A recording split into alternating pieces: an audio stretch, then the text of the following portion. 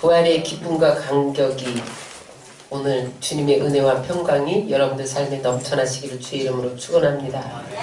오늘 저는 고린도전서 15장 3절로 8절의 말씀을 본문으로 해서 부활의 주님을 만난 사람들, 이와 같은 제목으로 은혜를 나누겠습니다. 다 함께 따라하시겠습니다. 부활의 주님을 만난 사람들, 여러분들도 주님을 만나시기를 주의 이름으로 축원합니다. 예수님께서 십자가에 못 박혀 죽자 사람들은 모든 것이 끝났다라고 생각했습니다. 그래서 그를 3년 반이나 쫓아다녔던 제자들이 다 도망가 버렸고, 한때는 호기심을 가지고 호산나 찬송하던 그런 백성들이, 군중들이 십자가에 죽어가는 것을 보고 조롱했습니다. 그리고 마지막 골고다 산장 그 형장에 그 어머니 마리아를 비롯한 몇몇 사람들은 예수님의 그 죽음 앞에서 속수무책으로 눈물만 흘려야 했습니다. 그리고 마침내 무덤에 장사되었고, 무장한 파수꾼들이 빌라도 총독에 의해서 무덤을 지키고 있었고, 그래서 이제 아무런 희망을 찾을 수 없는, 모든 것이 끝났다라고 생각할 때 주님이 사흘 만에 부활하신 것을 믿으시기 바랍니다. 이 초유의 기적이에요. 기적이 일어났는데 그것이 그냥 한때 기적이다 그렇게 끝나지 않기 위해서 예수님은 40일 동안 이 땅에 머물면서 많은 사람들에게 나타났습니다. 그 목격자 리스트가 오늘 본문 말씀인데, 사도 바울은 고백하기를 그때 당시 아직도 그 부활을 만난 사람들이 태반이나 살아있다, 그렇게 위치면서 복음을 증거했던 것을 볼 수가 있습니다. 그런데 그들뿐만 아니라, 목격자들뿐만 아니라 주님을 반대했던 반대자들도 부활의 주님을 인정하게 되었다는 거예요. 빌라도의 보고서에 의하면, 역사학자 유세비스의 그 교회사에 보면 나중에 빌라도가 보고서를 작성해서 그 당시 티베리우스 황제에게 보고한 내용이 기록되어 있습니다. 거기에 보면 예수는 부활했고, 그리고 그 부활한 증거들, 그 무덤, 그가 벗어놓은 수의, 그런 것들을 보고서에 써서 그 당시 티베리우스 황제에게 보고한 기록이 남아 있습니다. 그래서 예수님의 부활은 역사적인 사실이에요. 이것은 그냥 어떤 영지주의가 주장하는 그런 가연설, 그런 것이 아니고, 예수님 부활한 사건은 역사적인 사실이고, 주님이 우리의 부활의 첫 열매가 되었기 때문에 우리도 부활한다는 확증을 심어준 사건입니다. 그런데 여러분, 이 예수님의 부활이 너무 확실하기 때문에 그를 만나는 사람보다 다 변화되어졌다는 거예요. 그를 부인했던 사람들조차도 180도로 변화되게 됐다는 거예요. 그래서 AD 1세기에 증인이라는 말이 말투스입니다. 헬라어로 말투스인데, 영어의 순교자가 말투스와 동의어입니다. 마르투스. 순교자가 마르투스잖아요. 근데 헬라어는 말투스예요. 다시 말하면 뭐냐면, 그들이 적극적으로 부활하신 예수님을 증거하면서 예루살렘 교회가 세워지기 시작했고, 2000년 동안 기독교 교회들이 계속해서 확장되어졌는데, 그것은 부활의 주님을 만난 사람들이 증인되어졌기 때문에 그렇게 확장될 수 있었다는 거예요. 그러다가 그들이 부활하신 주님을 증거하다가 순교했다. 그래서 순교자도 증인과 동의어로 썼습니다. 마르투스라고. 그래서 여러분, 기독교는 부활의 종교예요. 기독교 진리의 핵심이 부활입니다. 만약에 예수님이 십자가에 죽은 것으로 끝났다면 많은 무리들이 사형장에서 십자가형을 받은 것에 불과합니다. 그런데 예수님이 살아났기 때문에 기독교는 부활의 종교가 되었고, 그 부활을 믿는 자마다 살아나는 역사, 변화되는 역사가 일어나는 것을 믿으시기 바랍니다. 그러므로 여러분 우리의 삶에 어떤 절망과 고통과 여러 가지 삶의 염려가 있을지라도 부활의 주님만 만나면 살아나는 역사가 일어나는 것을 믿으시기 바랍니다. 여러분들의 사업장과 가정과 직장과 삶의 자리가 죽음과 같이 방불한 그러한 답답함을 만날지라도 어려움을 만날지라도 부활의 주님을 만나기만 하면 살아나는 역사가 일어나는 것을 믿으시기 바랍니다. 그러면 오늘 성경에 부활을 만난 사람 몇 사람만 우리 함께 나누겠습니다. 첫 번째 막달라 마리아입니다. 저기 화면에 보이는 막달라 마리아는 최후의 만찬에 향유 옥합을 깨서 예수님 발에 들이붓고 장사를 준비하는 그러한 장면입니다. 부활하신 주님을 가장 먼저 안식 후 첫날에 향유를 들고 예수님 무덤을 찾아갔던 사람이 막달라 마리아입니다. 근데 막달라 마리아가 이제 도착을 했는데 요한복음 20장에 보니까 그 무덤이 굳게 닫혀 있어야 되는데 열려 있는 거예요. 그러니까 시체가 없어졌다고 생각을 하고 그 제자들 베드로와 요한을 찾아가서 시체가 없어진 것 같다. 그렇게 알려준다. 그랬더니 베드로와 요한이 막 달려와서 무덤이 비었네? 그것만 확인하고 그냥 집으로 돌아갔어요. 그 내용이 요한복음 20장 1절로 5절에 나옵니다. 다 같이 읽겠습니다. 시작. 안식 후 첫날 일찍이 아직 어두울 때 막달라 마리아가 무덤에 와서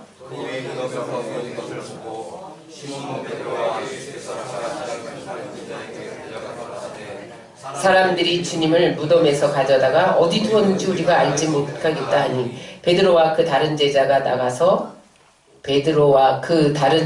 나가서 무덤으로 갈새 둘이 같이 다름질하더니 그 다른 제자가 베드로보다 더 빨리 달려가서 먼저 무덤에 이르러 구부려 세마포를 놓인 것을 보았으나 들어가지 아니하였더니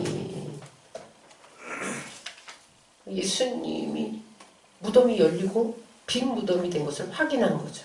그래서 확인하고 그냥 돌아갔기 때문에 막달라 마리아만 혼자 무덤 곁에 앉아서 울고 있었어요.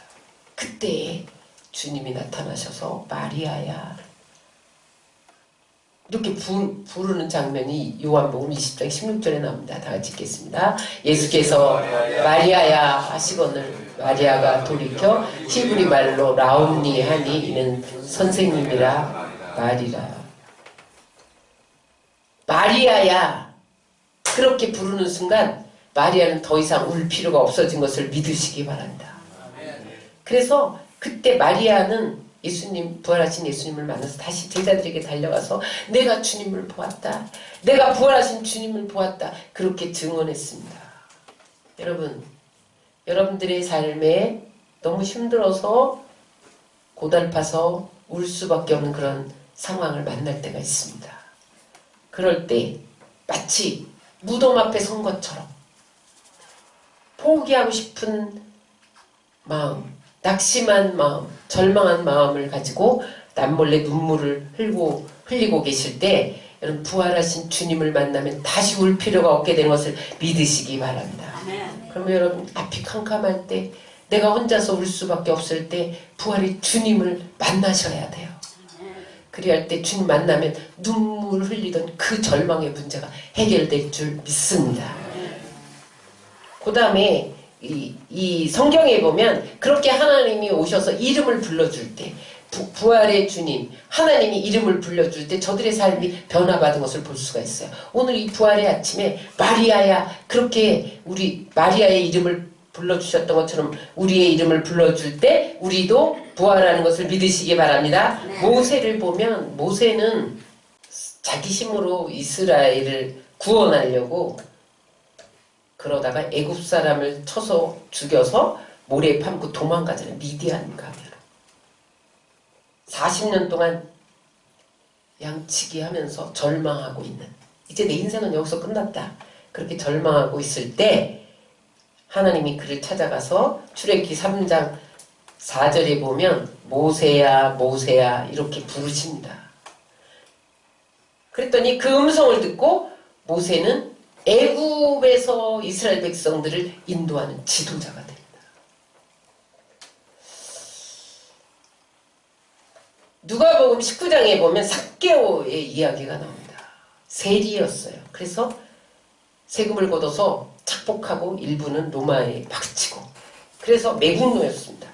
반역자였습니다. 그렇게 피해 다니다가 오늘 예수님이 지나가신다는 소식을 듣고 예수님을 만나면 구원을 받아서 자기가 새롭게 될 것 같은 그러한 기대를 가지고 돌감람나무에 올라갑니다. 그때 예수님이 그를 발견하고 삭개오야 내려오라. 오늘 내가 내 집에 유하여야겠다. 삭개오야 부르는 그 음성을 듣고 그가 예수님을 영접해서 변화된 새 삶을 산 것을 믿으시기 바랍니다. 주님이 불러주신 사람마다 이름을 불러주신 사람마다 다 변화되었어요. 사도 바울도 마찬가지입니다.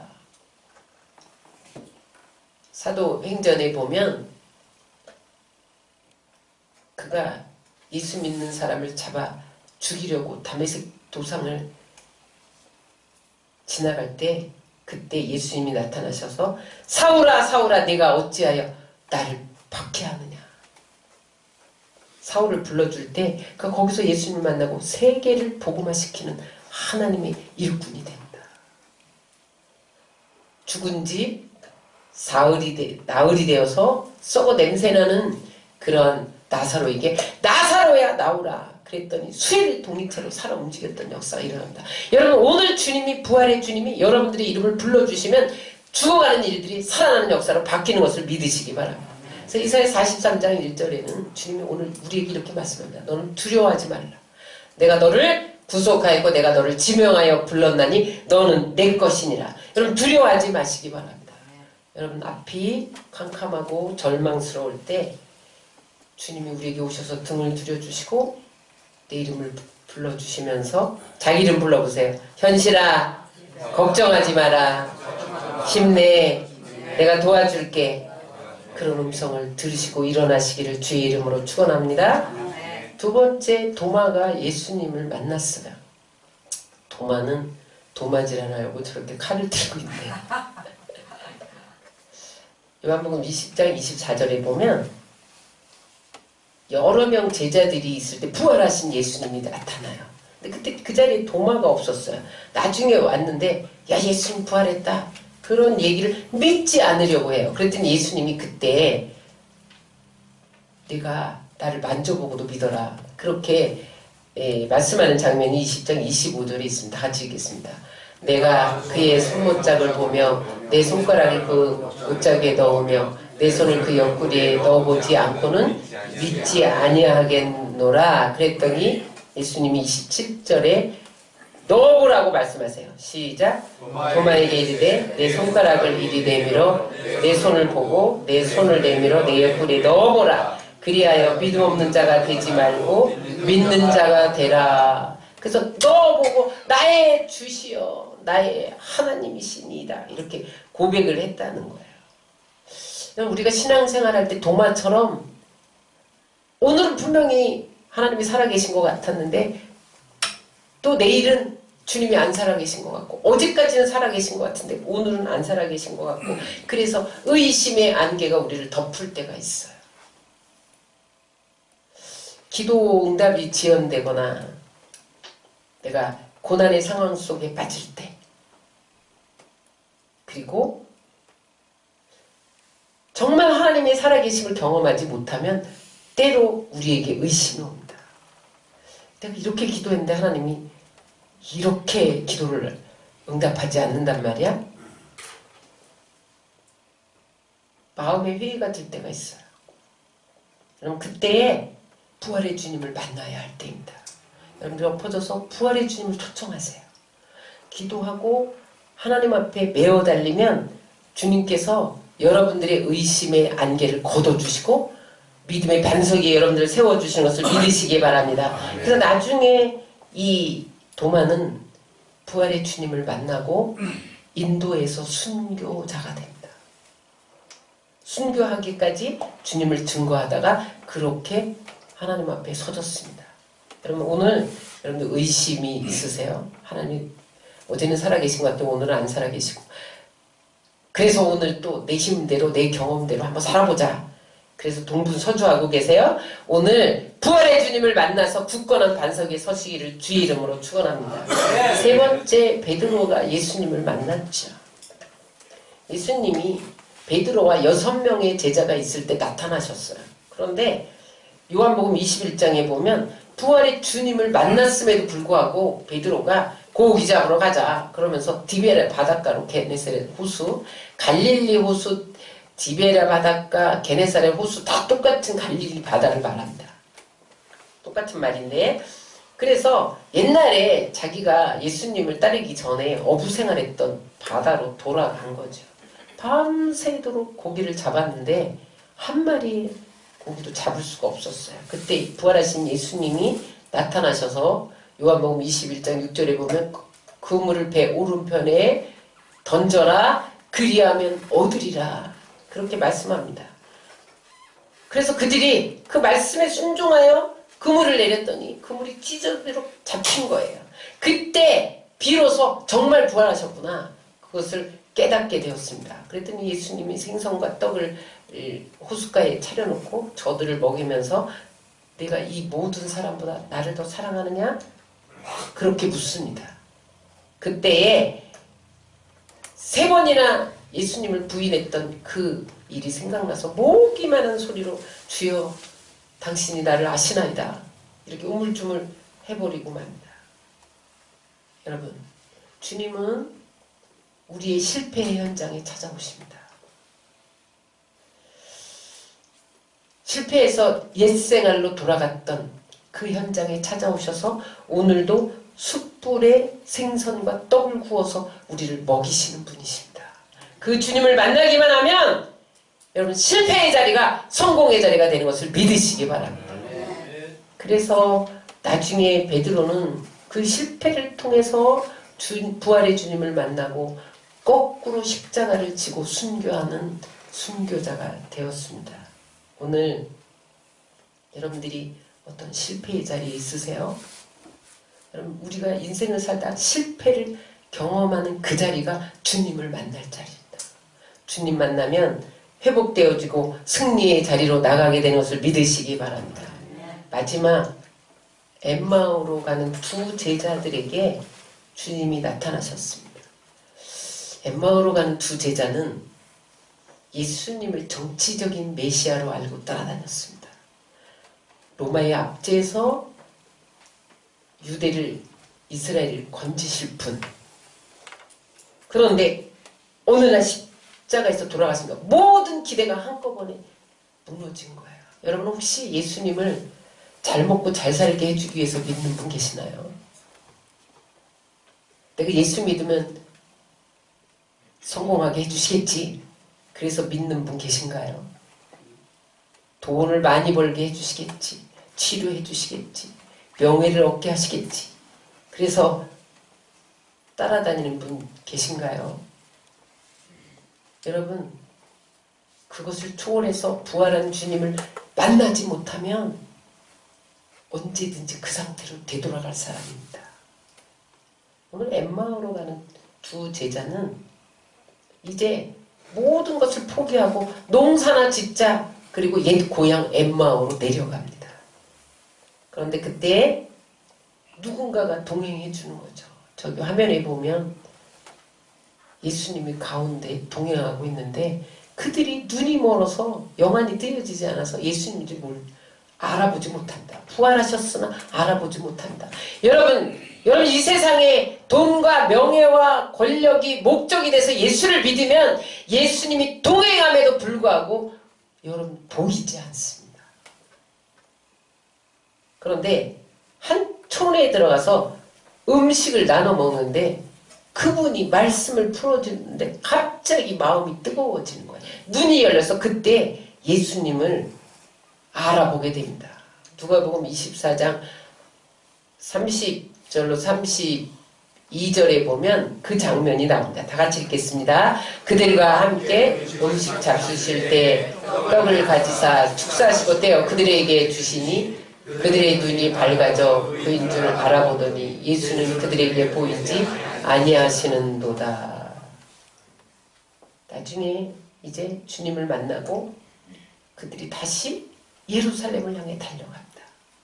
여러분, 주님을 만나면 우리의 마음이 뜨거워져서 하나님을 향해, 하나님이 있는 예배의 장소에, 성전을 향해 달려가지 않고는 견딜 수 없게 되는 거예요. 아멘. 여러분, 지금도 주님은 우리와 동행하고 계세요. 근데 왜 여러분들이 동행하는 예수님을 못 만나냐? 내 욕심에 눈이 가려워지면 못 만납니다. 응? 그래서 절망하고 사는 거예요. 여러분, 여러분들이 기대했던 대로 주님이 우리에게 뭘 안 해주세요? 여러분, 바라는 대로 잘 안 되세요? 주님 만나셔야 돼요. 주님 만나기 위해서 몸부림하고 엎어져야 됩니다.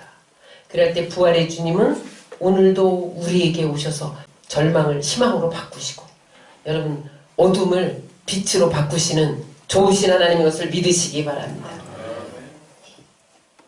오늘 본문 말씀에 나는 아주 만삭되지 못한 자였는데 주님을 만나서 변화됐다, 그렇게 고백하는 바울의 고백이 있습니다. 맨 나중에 만삭되지 못하여 난 자 같은 내게도 보이셨느니라. 사도 바울은 바리새인 중에 바리새인이었죠. 그래서 율법학자였기 때문에 예수님이 부활했던 것을 다 거짓이라고 그렇게 믿었어요. 다 만들어낸 이야기야. 그리고 예수 믿는 사람은 다 거짓 종교에 속아 넘어간 사람들이라고, 다 허구라고 그렇게 생각했어요. 근데 그가 다메섹 도상에 그날도 대제사장이 체포영장을 들고 다메섹으로 피신한 예수 믿는 사람들을 잡으려고, 다메섹으로 예수 믿는 사람이 다 피신했다, 그 정보를 접수하고 다메섹을 걸어가다가 사울아 사울아 내가 어찌하여 나를 핍박하느냐 그러면서 정오의 빛보다 더 강한 빛으로 그를 넘어뜨리면서 부활하신 주님이 나타났습니다. 거기서 주님을 만난 이 사도 바울이 만삭되지 못한, 나는 도저히 부활의 주님을 만날 가치가 없는 존재인데 내가 예수님을 핍박하고 예수 믿는 사람을 잡아다 옥에 넘기는 그런 사람인데 내가 부활의 주님을 만나고 내가 이렇게 변화되었노라고 오늘 고린도전서 부활장에 자기를 고백합니다. 여러분, 이전까지 여러분들이 어떠한 모습으로 사는 것은 중요하지 않습니다. 지금 주님을 만나면 바울과 같은 사람도 만삭되지 못한, 예수님을 만날 자격이 전혀 없었던 그런 사람도 변화된 것처럼 회방자여 핍박자여 포행자였던 그가 완전히 바뀌었던 것처럼, 그래서 나중에 생명조차도 조금도 아까워하지 않고 1세기를 복음으로 뒤흔들었던 것처럼 부활의 주님을 여러분들 만나서 변화되시기를 주의 이름으로 축원합니다. 그리고 이웃에게 아무도 주님을 믿지 못할 가치 없는 사람은 없다, 그것을 아시고 모든 사람에게, 여러분 주변의 내 가족에게 또 내 이웃에게 부활의 주님을 전하시기를 주의 이름으로 축원합니다. 말씀을 정리합니다. 마리아처럼 여러분들 삶의 문제 때문에 남몰래 눈물을 흘리고 계시지는 않는지, 그런 분이 있다면 부활의 주님을 초청하세요. 여러분 또 부활의 주님을 만나기로 작정을 하세요. 그러면 여러분들의 눈물은 기쁨으로 바뀔 줄 믿습니다. 도마처럼 신앙적인 회의가 다가올 때가 있어요. 낙심이 다가올 때가 있어요. 그래서 그냥 나태해지고 그냥 좀 더 자고 내가 깨어 일어나서 기도한들 무슨 일이 있겠나, 그래서 회의에 빠질 때 주님, 부활의 주님을 초청해야 됩니다. 그래서 여러분 흔들리지 않는 반석 같은 굳건한 믿음을 회복하셔서 승리하시기를 주의 이름으로 축원합니다. 베드로처럼 삶에 실패했을지라도 부활의 주님을 만나면 다시 성공으로 바뀔 수 있습니다. 지금 여러분 실패의 길을 걷고 있다고 생각하는 분은 부활의 주님을 초청하세요. 다시 여러분들이 승리하는 역사가 일어날 줄 믿습니다. 바울처럼 예수 믿는 사람 핍박하던 사람도 부활의 증인이 되었던 것처럼 여러분들이 모두 다 예전에 내가 어떤 삶을 살았든 상관없습니다. 오늘 주님을 만나서 여러분 부활하신 주님을 마음껏 증거하다가 그리고 우리의 생에 그 부활의 주님과 동행하다가 영원한 천국에서 주님을 배우는 여러분들 다 되시기를 주의 이름으로 축원합니다.